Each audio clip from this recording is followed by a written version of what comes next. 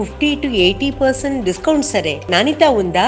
Don't worry. ఏ ఫ్యాక్టరీలో అయితే మిగతా బ్రాండ్స్ మందులు తయారు చేయబడతాయో అదే ఫ్యాక్టరీలో మెడ్ప్లస్ బ్రాండ్స్ మందులు కూడా తయారు చేస్తారు. Best quality, best price, always MedPlus.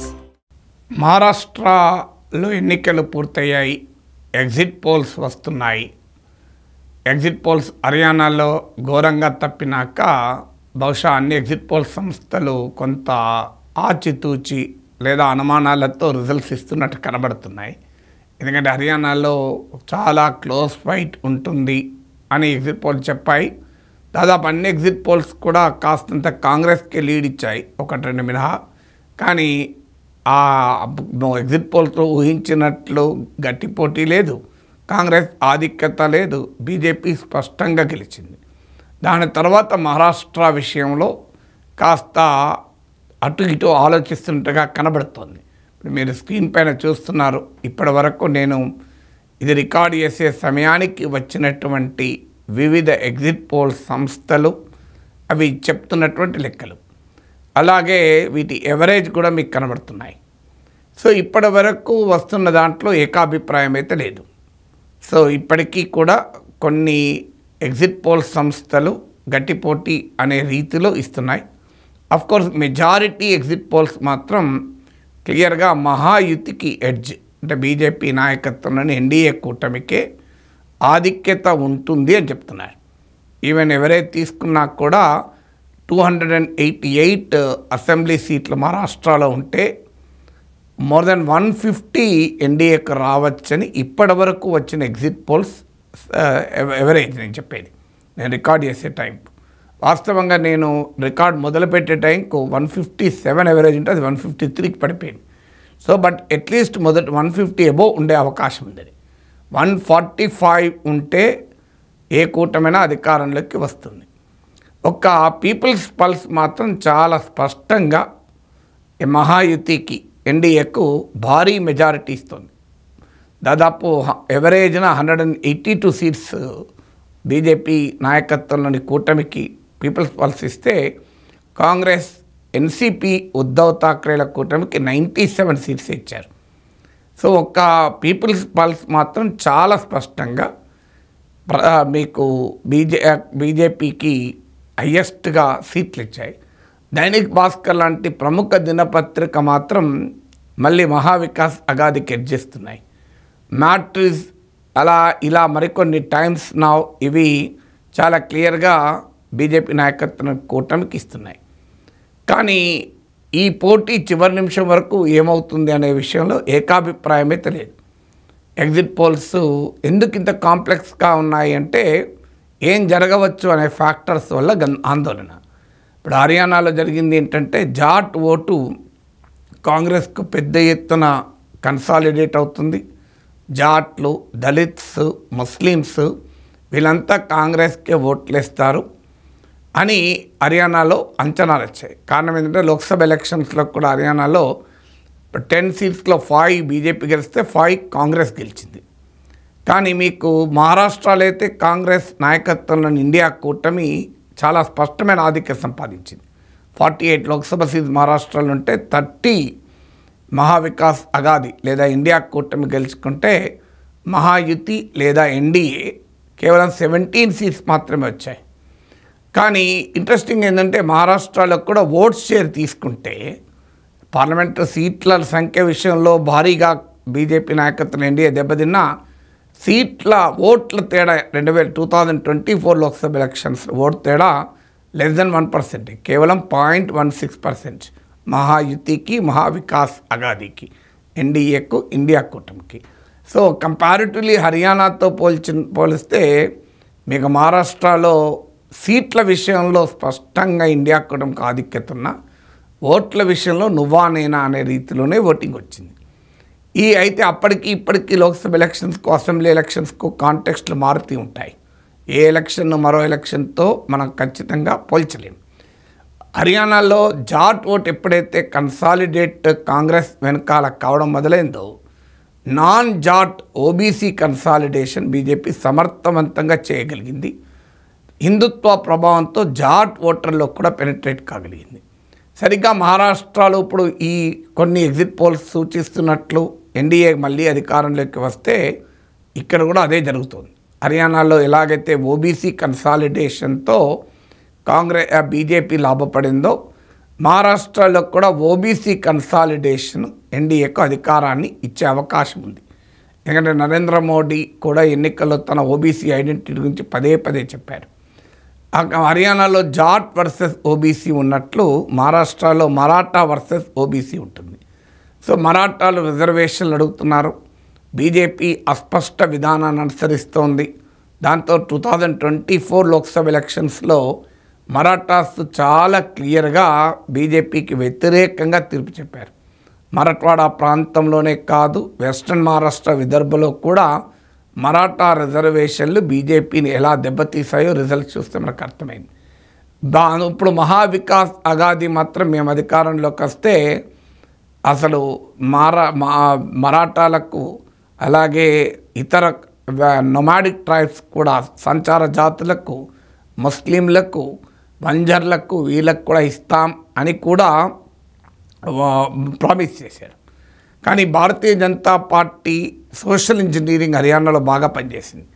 మహారాష్ట్రలో కూడా 1990s నుంచి కూడా బీజేపీ మాధవ్ అనే ఒక సోషల్ ఇంజనీరింగ్ ఫార్ములా మొదలుపెట్టింది. మాధవ్ అంటే మాలి, దంగర్, వంజరి.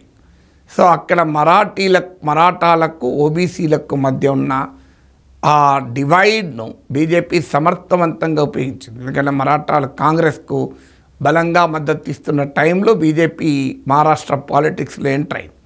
సో అందువల్ల ఈసారి ఓబీసీలు బీజేపీకి అనుకూలంగా, మహాయుతికి అనుకూలంగా కన్సాలిడేట్ అవుతే కొన్ని ఎగ్జిట్ పోల్స్ సూచిస్తున్నట్లు బీజేపీ తిరిగి నాయకత్వంలోని మహాయుతి తిరిగి అధికారాన్ని నిలబెట్టుకుంటుంది.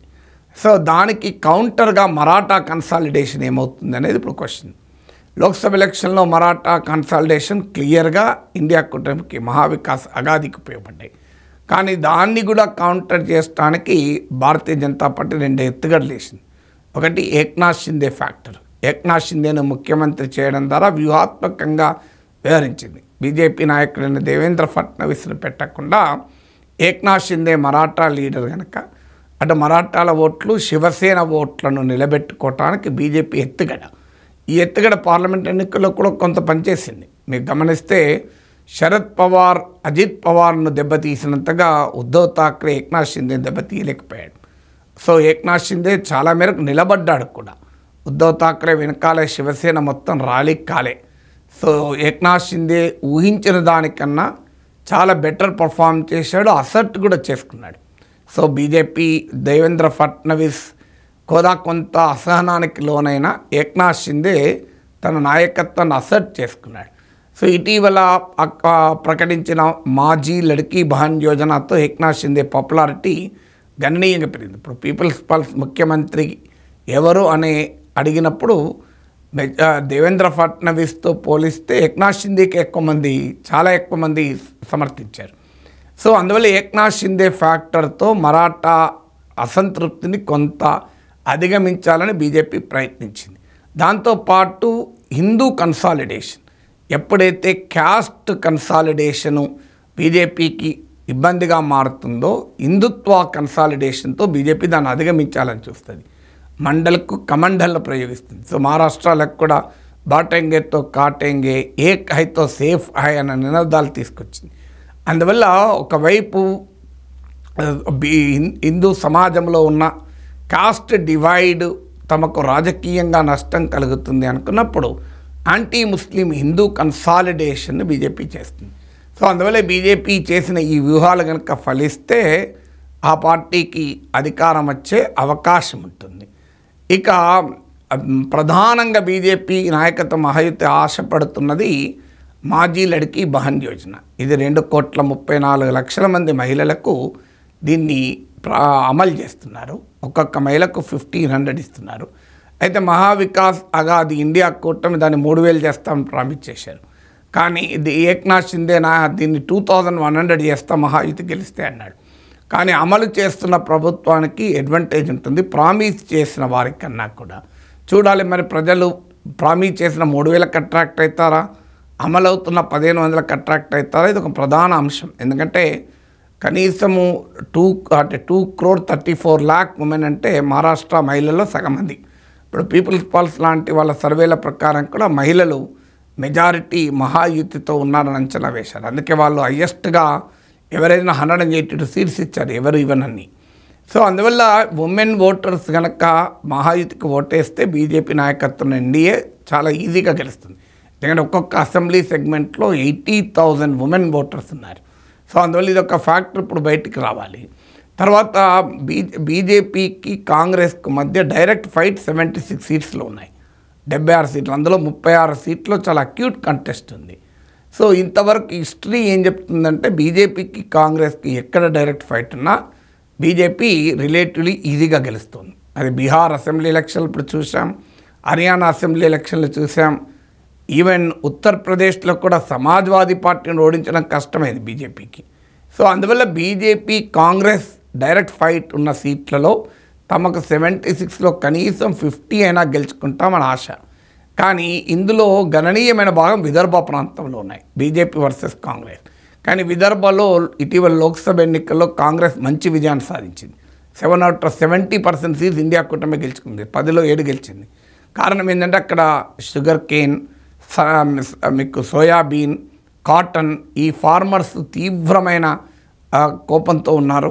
వాళ్ళ క్రాప్ ప్రైసెస్ పడిపోయాయి, ఆనియన్ ఫార్మర్స్. అయితే ఇక్కడ బీజేపీకి ఉన్న అడ్వాంటేజ్ ఇది నాగ్పూర్ ఆర్ఎస్ఎస్ హెడ్ క్వార్టర్స్ ఉన్న ప్రాంతం కనుక ఆర్ఎస్ఎస్ కార్యకర్తలు లోక్సభ ఎలక్షన్లతో పోలిస్తే ఈసారి మరింత చురుకుగా బీజేపీ విజయానికి తోడ్పడ్డారని. సో అందువల్ల ఈ అగ్రికల్చరల్ క్రైసిస్ కాటు వేస్తుందా బీజేపీని, లేదా బీజేపీ ఎమోషనల్ ఇష్యూ, హిందువుల ఐక్యత, ఇలాంటి నినాదాలు పనిచేస్తాయా చూడాల్సినటువంటి అవసరం ఉంది. అందులో బీజేపీ కాంగ్రెస్ల మధ్య డైరెక్ట్ ఫైట్లో గనక ఇతర రాష్ట్రాల్లాగా కాంగ్రెస్ బలహీనతను ప్రదర్శిస్తే బీజేపీకి ఆధిక్యత ఉంటుంది. కానీ లోక్సభ ఎన్నికల్లో మాత్రం మేము సాధించాం కదా అని కాంగ్రెస్ నమ్మకంతో ఉంది. అందువల్ల ఈ అగ్రేరియన్ ఫ్యాక్టర్ అనేది ఒకటి ఇంపార్టెంట్. తర్వాత ముంబై, థానే, కొంకన్, వెస్టర్న్ మహారాష్ట్ర, ఇది మీకు ఈ ప్రాంతము developed part of Maharashtra. Vidarbha, Marathwada, northern Maharashtra under developed part. ఇప్పుడు ఈ సీట్లో సమానంగా ఉంటాయి ఈ ప్రాంతం ఆ ప్రాంతం. కానీ మీకు ఆ డెవలప్డ్ ప్రాంతం అండర్ డెవలప్డ్ ప్రాంతంతో పోలిస్తే తలసరి ఆదాయంలో 2 to 3 times ఎక్కువ ఉంటుంది. మీకు ముంబై, అలాగే మీకు వెస్టర్న్ మహారాష్ట్ర, ముంబై, థానే, కొంకన్, ఇక్కడ ఈ అటల్ సేతు ఇలా ఇన్ఫ్రాస్ట్రక్చర్ ప్రాజెక్ట్స్ వల్ల తమకు అనుకూలంగా ఓట్లు వస్తాయని మహాయుతి నమ్ముతుంది. మరీ ముఖ్యంగా ముంబై ప్రాంతంలో మైగ్రెంట్స్, నార్త్ ఇండియన్స్, గుజరాతీస్, ఉదాహరణకు గుజరాతీ 19% ఉంటారు గుజరాతీస్. సో అందువల్ల ఈ నార్త్ ఇండియన్స్, గుజరాతీ, ఇతర రాష్ట్రాల నుంచి వచ్చిన non Maharashtrian population around 40 to 43% ఉంటారు. సో ముంబై ప్రాంతంలో అదొక ప్రధానమైన అంశం. అయితే మరాఠీ అస్మిత అనే మహావికాసగాది ఇండియా కూటమి ఇదే అంశాన్ని తనకు అనుకూలంగా మార్చుకోవాలని చూస్తుంది.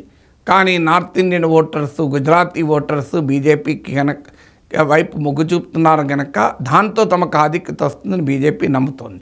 అందువల్ల ఒక కాంప్లెక్స్ వెబ్ ఆఫ్ ఇష్యూస్ ఉన్నాయి. అన్నిటికీ ముఖ్యంగా చిన్న పార్టీలు ఉన్నాయి. ఇప్పుడు ఈ సర్వేల ప్రకారం వాళ్ళు అరౌండ్ 10 seats, పీపుల్స్ వాళ్ళు 9 seats అన్నారు, కొంతమంది అటు ఇటు ఇస్తున్నారు. ఈ లాస్ట్ ఎలక్షన్స్లో మీరు 2024లో వీళ్ళు అరౌండ్ 13% ఓటింగ్ తెచ్చుకున్నారు. ఇప్పుడు ఈ చిన్న చిన్న పార్టీలు బహుజన్ వికాస్ అగాది, ప్రకాష్ అంబేద్కర్ నాయకత్వంలో మంచిద్ Bahujan Aghadi, Majlis Ittehad al Muslimeen, peasants and workers party, ఈ పార్టీలు ఏం చేస్తాయనేది ఇప్పుడు ఒక పెద్ద ఛాలెంజ్. ఎందుకంటే 2024లో మనం తీసుకుంటే అసెంబ్లీ సెగ్మెంట్ల వైజ్గా 71 seatsలో 5,000 మాత్రమే లీడ్ మీకు గెలిచిన వారికి. అందులో ఒక 105 seatsలో థర్డ్ ప్లేస్లో ఉన్నవారు ఆ మెజారిటీ కన్నా ఎక్కువ ఓట్లు తెచ్చుకున్నారు. అందువల్ల ఈ చిన్న పార్టీలు ఎవరు పుట్టిముంచుతాయా అనేది కూడా ఒక అనుమానంగా ఉన్నాయి. సో అందువల్ల వీళ్ళు చాలా క్లోజ్ కంటెస్ట్ ఉన్న చోట్ల ఈ చిన్న పార్టీలు కంప్లీట్గా టిల్ట్ చేసే అవకాశం ఉంది. అందువల్ల మహారాష్ట్రలో ఉన్న ఈ complex social, political, economic factors, vote transfer ఏ స్థాయిలో జరుగుతాయి కూటమి పక్షాల మధ్య, ఎందుకంటే రెండు వైపులా కూటమిలే, అటో 3 పార్టీలు ఇటో 3 పార్టీలు.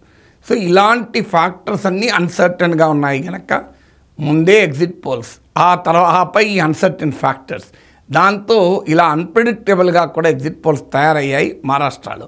చూద్దాం నవంబర్ 23న ఫలితాలు వస్తాయి. ఆ ఫలితాలు వచ్చాక మరింత లోతుల్లోకి వెళ్ళి విశ్లేషించుదాం.